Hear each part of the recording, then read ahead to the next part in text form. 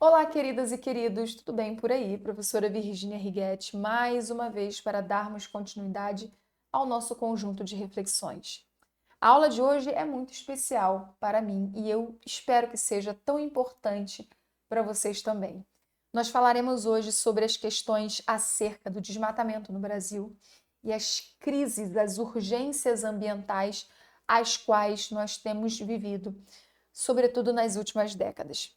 Esse tema ele é tão importante para uma conjuntura nacional quanto para uma conjuntura internacional. Então eu peço que vocês prestem atenção, que vocês também sejam encantados por esse tema e que a gente possa ter uma amplitude da urgência em se pensar em políticas públicas reais e severas para frear a destruição no meio ambiente que tem acontecido de forma tão abrupta, de forma tão contínua. Antes da gente começar no PowerPoint, eu vou aqui somente mencionar sobre alguns desastres ambientais. Não são desastres, mas são situações que já foram vistas que iriam acontecer, se caso mexessem tanto na natureza, e aconteceram. A gente viu a tragédia climática que aconteceu no Rio Grande do Sul esse ano, que não foi uma tragédia inédita. O Rio Grande do Sul ele apresenta isso há muitas décadas e há 3 anos atrás, há 2 anos atrás, 2022, 23, 24, sou de humanas, faço conta no dedo. Há 2 anos atrás nós vimos a tragédia lá em Petrópolis, aqui que fica aqui no Rio de Janeiro acontecer. E foram resultados dessa interferência tão grande em regiões que não era para se mexer. Então eu costumo dizer nas explicações sobre meio ambiente que a ação antrópica, gravem esse nome, a ação antrópica através da modificação dos biomas, através do desmatamento, através da poluição dos rios, através do assoreamento dos rios, através de todo o desequilíbrio que os homens, através também de suas indústrias, fazem com o meio ambiente, acarretam numa resposta que sempre não é tão calma da natureza, com todas essas modificações que ela vem sofrendo. Ok? Então vamos lá, vamos começar a nossa reflexão. Então, só fazendo uma pequena correção aqui, pessoal, a gente pode colocar conjuntura internacional e nacional, pois todos os países que são industrializados e que emitem muitos gases poluentes para a atmosfera, todos esses países também estão incluídos nessa urgência climática ou emergência climática. Todos os países que emitem gases poluentes, eles precisam diminuir essas emissões, certo? Então vamos continuar. Essa imagem aqui, ela cria um parâmetro muito interessante, pois eu coloco aqui para a gente ver que nós estamos vivendo, na verdade, num planeta da natureza. A natureza é a nossa orientação, absolutamente tudo vem da natureza. Todos os recursos que a gente utiliza para viver, sejam eles manufaturas, produtos feitos aqui, ó, madeira, ferro, tinta, tudo isso, ok? Como para a nossa alimentação, como para a nossa vida.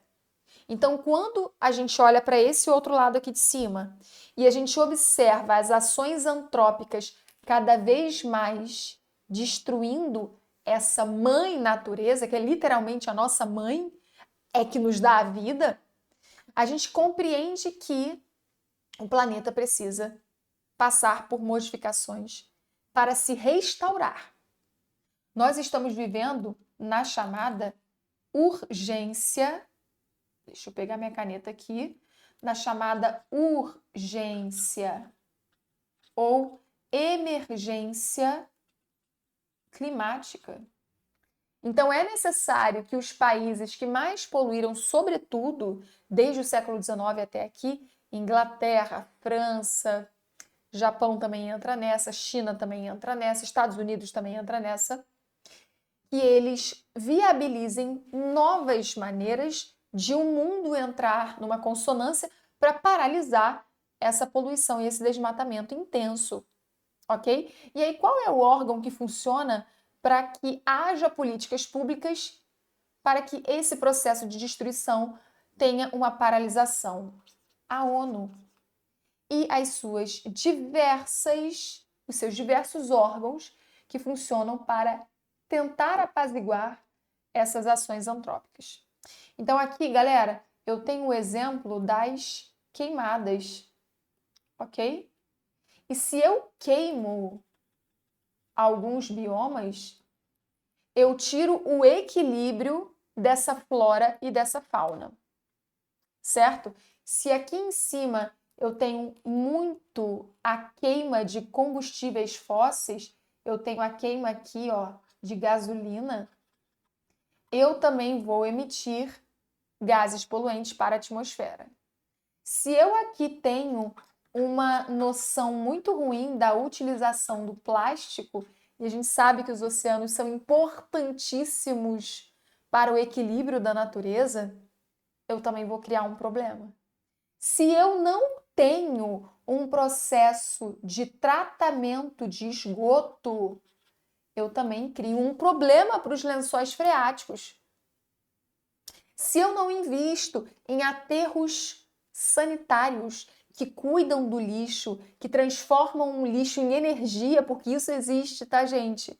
Se eu não tenho políticas públicas que inserem uma separação do lixo orgânico, do lixo de papel, do lixo que é metal, se esse lixo é todo jogado num lixão, que nós vimos aos montes do Oiapoque ao Chuí do Brasil, eu também vou ocasionar um grande desequilíbrio para essa imagem aqui do centro que vocês estão vendo, que é a Mãe Natureza.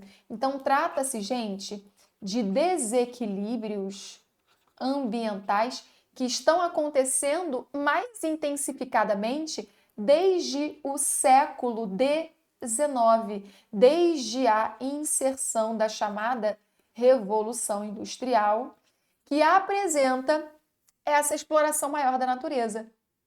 A partir da Revolução Industrial, sobretudo no seu auge lá para o ano de 1850, na Inglaterra, nós teremos a queima do carvão intensamente, a exploração dos minérios intensamente, a degradação do meio ambiente intensamente, a poluição dos rios intensamente. E a partir dessa sequência, outros exemplos são seguidos.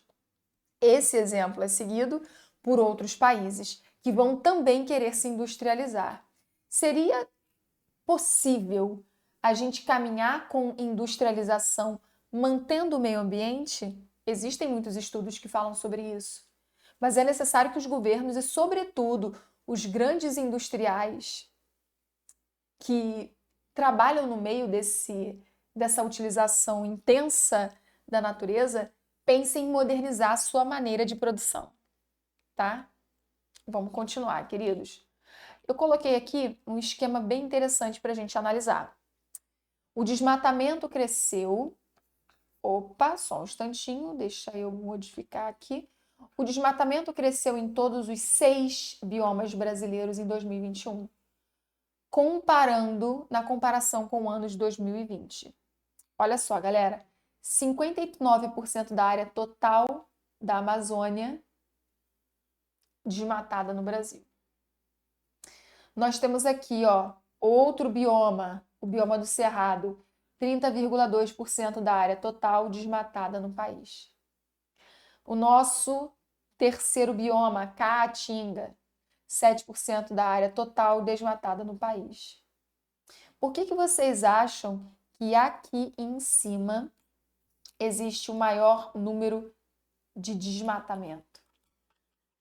Porque aqui, sobretudo na chamada Amazônia Legal, eu tenho intensas empresas de madeira, extração de madeira ilegal que se concentram aí. Se eu tenho mais bioma aí, se eu tenho mais natureza aí, essas empresas elas vão se concentrar aí. Não só exploração de madeira, como exploração de minérios. Minérios. Então, professora, como que fica a questão dos indígenas protegidos aí na Amazônia Legal? Eles são constantemente violados na sua segurança. E aí é outra problemática que o meio ambiente, que essa corrida para acabar com o meio ambiente também apresenta. Continuando aqui, queridos.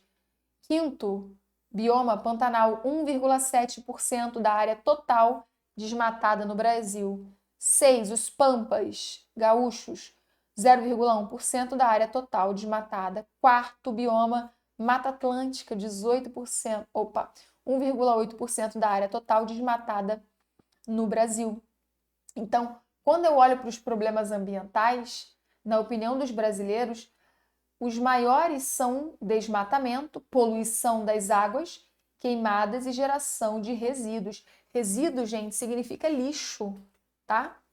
Países desenvolvidos de forma a entender que o meio ambiente é prioridade, compreendem que o lixo tem que ser tratado. O lixo não pode, o esgoto não pode ser cantado como sendo uma criação da modernidade. Aquele esgoto que você vê aí na sua cidade, meu querido e minha querida, ele um dia já foi um rio. Pergunta para o seu avô, se ele tiver como falar, como que era aquele valão há 30, 40 anos atrás. Como era aquela praia poluída há 40 anos atrás. Pesquisem no Google como era o rio Tietê há 70 anos atrás. Vocês vão se assustar. Então, só fazendo um parâmetro. Desmatamento no Brasil, problema 60%. Poluição de rios e mares e oceanos, 51%. Queimadas, 42%. Depois a gente tem o aumento de materiais e lixos descartados na natureza. Poluição atmosférica. Temos o assoreamento dos rios. Olha quantos problemas. Temos mudanças climáticas, óbvio. Se está mexendo muito nos biomas, a natureza vai se desequilibrar. Vai ter muita chuva no momento que não é para ter muita chuva. Vai ter muito calor no período que não é para ter muito calor. Vai ter muito frio no período que não é para ter muito frio. Certo? Então a gente vai ter um desequilíbrio, é óbvio. Temos a destruição do solo, ok? E temos todas essas problemáticas. Continuando. Quando a gente fala de combustíveis fósseis, gostaria que vocês prestassem atenção aqui. As chamadas plantas em decomposição e outros organismos enterrados sob camadas bem lá embaixo de sedimentos e rochas levaram milênios e milênios a transformar-se nos depósitos ricos em carbono. Aqui hoje chamamos de combustíveis fósseis. Então o petróleo é o quê, gente? Ele queimado, ele se torna um combustível fóssil. E a gente percebe esse exemplo a partir de qual atividade muito comum na nossa vida? Da gasolina, entende? Então, quanto mais carros existem, mais emissão de poluentes na atmosfera a gente tem. Ah, professora, qual seria uma solução para isso? Carros elétricos, que não utilizam dessa energia que polui tanto, e sim energia renovável. Mas os carros elétricos, eles são acessíveis? Não, nem carro com gasolina é acessível.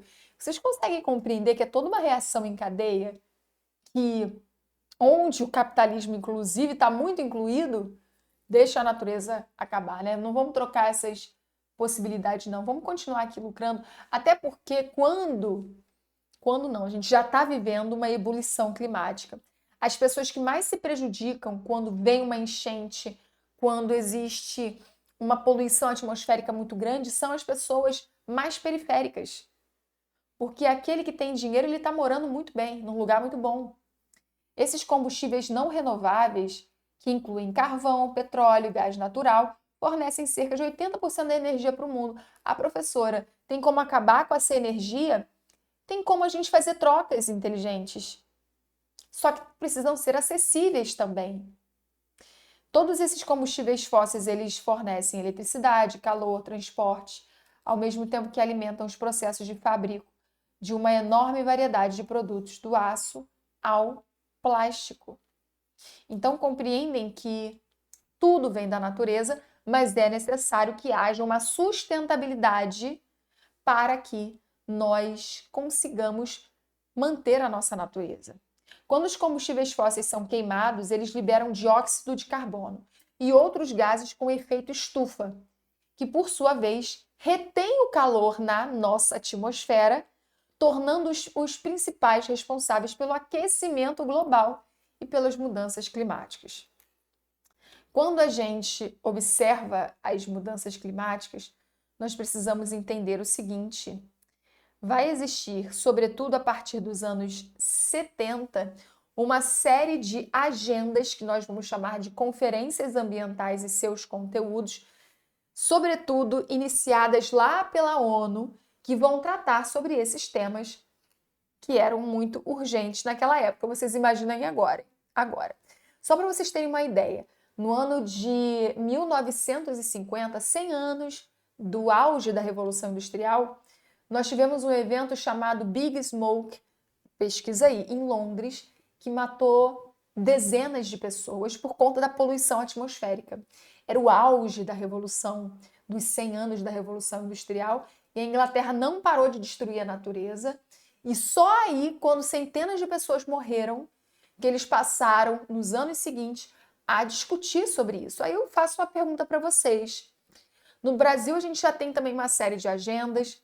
Algumas das agendas importantes que já aconteceram pelo mundo foram a Conferência das Partes, em 94, Conferência de Estocolmo, em 72, Rio 92, Eco 92, Protocolo de Quioto, tudo isso vocês que gostam de estudar sobre meio ambiente devem saber. Entretanto, a gente percebe que existe uma lentidão muito grande para, de fato, apaziguar as questões urgentes. Ok? Então, quem que tem interesse em continuar desmatando? As grandes indústrias, queridos. É óbvio. Então, percebam quem é o inimigo que não compreende que a natureza precisa se restaurar. Ok? Bom, a gente tem uma ação muito intensa da União Europeia que interfere sim em questões ligadas à urgência climática, entretanto, eles tiveram um papel crucial para a poluição durante muito tempo, ok? E nós somos um país que, apesar das diversas problemáticas, nós temos as nossas passabilidades ambientais. Nós temos diversos biomas, ok? Nós temos uma amplitude natural muito grande e nós já temos muitos projetos que viabilizam a restauração dessas áreas que foram degradadas. O lixão de Gramacho, por exemplo, ele funcionou aqui no Rio de Janeiro durante muito tempo e hoje em dia existe uma grande área de manguezal, olha que lindo, onde existia esse lixão. Então, se caso os governos entendem e colocam os projetos para funcionar, a gente tem uma restauração da própria natureza. Olha que lindo, a própria natureza ela vai se restaurando, ela só precisa de um incentivo. Para quem conhece o Rio de Janeiro, nós temos aqui a Baía de Guanabara, que está nesse processo de poluição há séculos também. E é muito triste quando a gente olha para a Baía de Guanabara e a gente vê a ver desfacelando. Eu moro no município Magé, RJ, Magé, no Rio de Janeiro, que é um oásis aqui na minha região da Baixada Fluminense. A gente mora com a cara aqui na Mata Atlântica, sabe? E nós somos filhos da Baía de Guanabara. A Baía de Guanabara está aqui do nosso lado. Então, todos os dias quando a gente acorda, eu pelo menos quando eu acordo, quando eu vejo essa Mata Atlântica incrível, mas quando eu estou caminhando para pegar um ônibus, por exemplo, e eu vejo que o rio daqui do meu bairro, que é Suruí, poluído, isso me dá uma tristeza muito grande. E apesar dele ser poluído, ele contempla uma área extensa de manguezal. Então é a natureza pedindo socorro para sobreviver. Queridos e queridas, eu vou pedir para vocês se aprofundarem nos assuntos lá na apostila e a gente se encontra na nossa próxima aula. Eu espero que vocês tenham sido encantados também por esse tema e que vocês pesquisem cada vez mais.